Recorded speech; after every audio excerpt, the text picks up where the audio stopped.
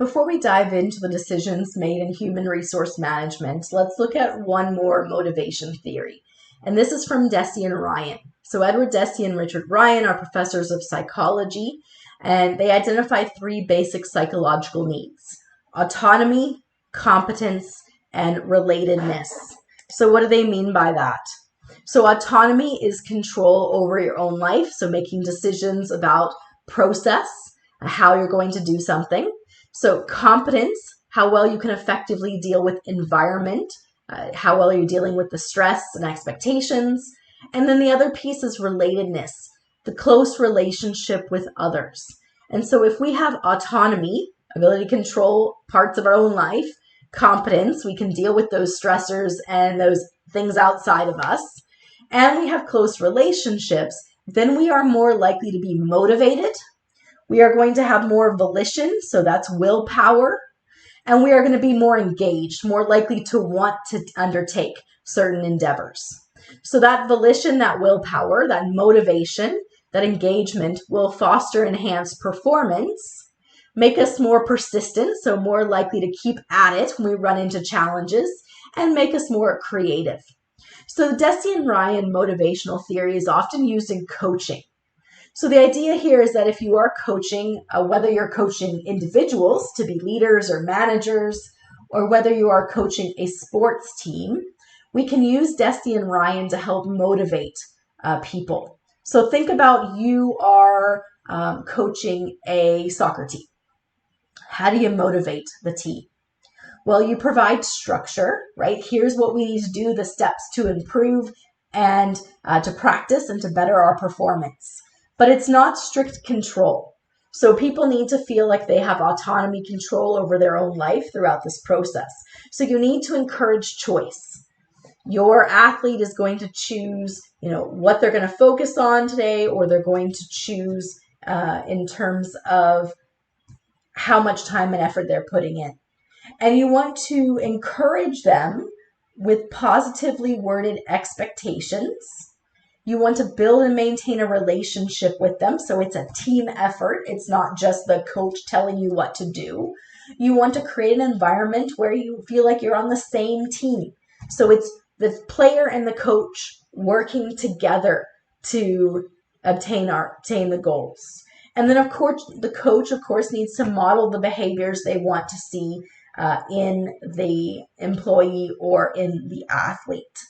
So we can motivate people if we give some autonomy, some choice, some control. We help them in terms of feeling like they can tackle the environment, so giving that competence, those skills that they need, and then having that close relationship with the mentor in terms of being on a team and working together. This will give more volition, so more willpower, more motivation, and then they'll want to be engaged as well. Then we get enhanced performance. We'll be willing to keep at it when we start to struggle, and then we'll also find creativity in that. So as Deci and Ryan are looking at self-determination, they're recognizing that people's motivations range from very self-determined behavior, so it's very intrinsic, internal. That's what you see here on the far right. And then there's non-self-determined behavior. So this is very external. And we recognize that people fall at various different parts along this continuum. So if we start on the far left, external regulation. So this motivation here is reward and punishment. So if you think about it from the coach's perspective, if I have to run laps, that's punishment, and my coach is making me do that, then that is very external to me, the player.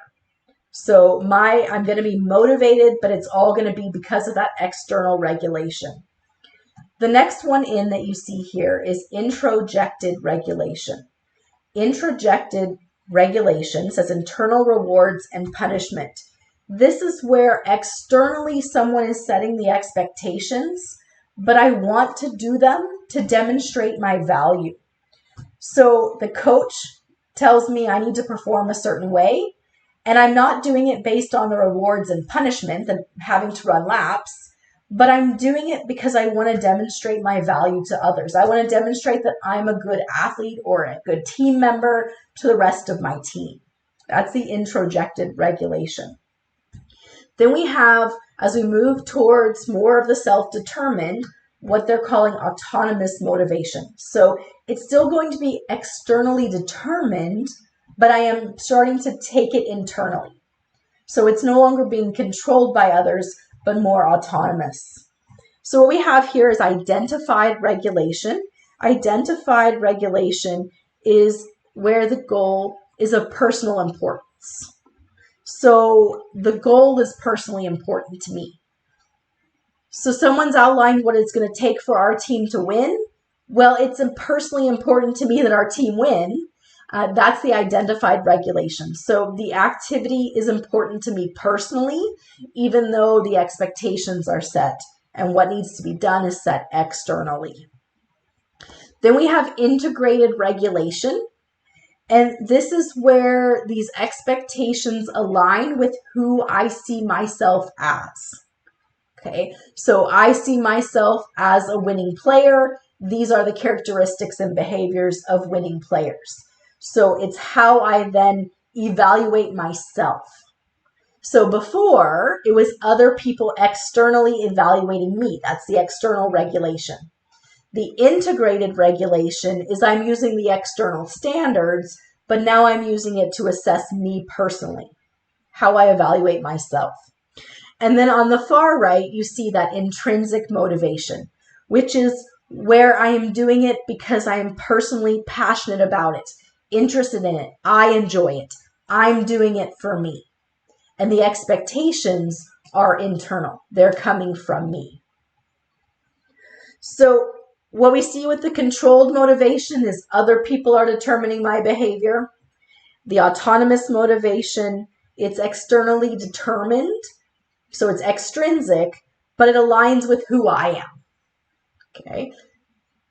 And then we have that intrinsic motivation. So what do you do with this? Well, if you are managing people, you should recognize what type of motivation they have.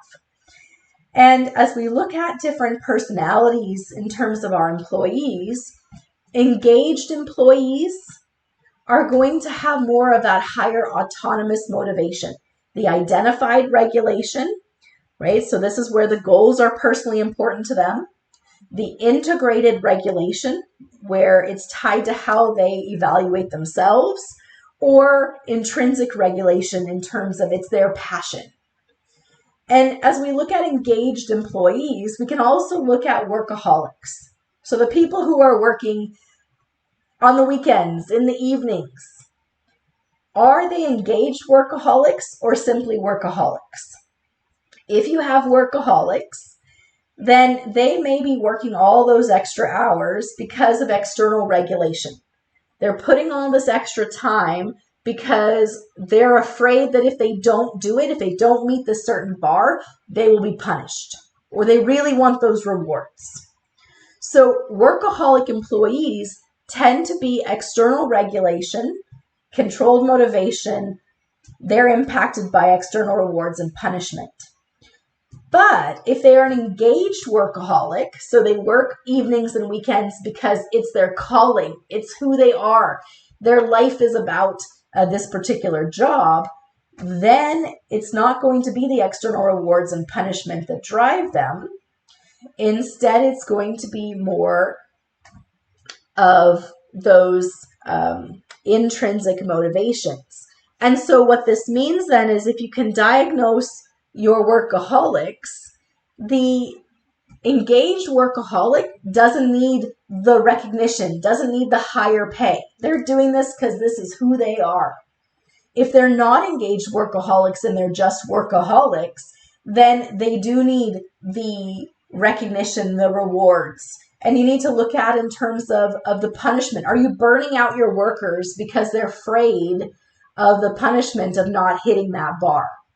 So the higher the engagement, the less burnout you're going to have, is what the studies found. So when they looked at workers, they found those who were not engaged, not workaholics, worked about 33 hours. If they were engaged or workaholics, they worked about 37 hours. So remember, a full-time job is 35. And the engaged workaholics were even more than that at 40 hours. So if you have people who are really burning the midnight oil, working lots, understand why it is that they are workaholics.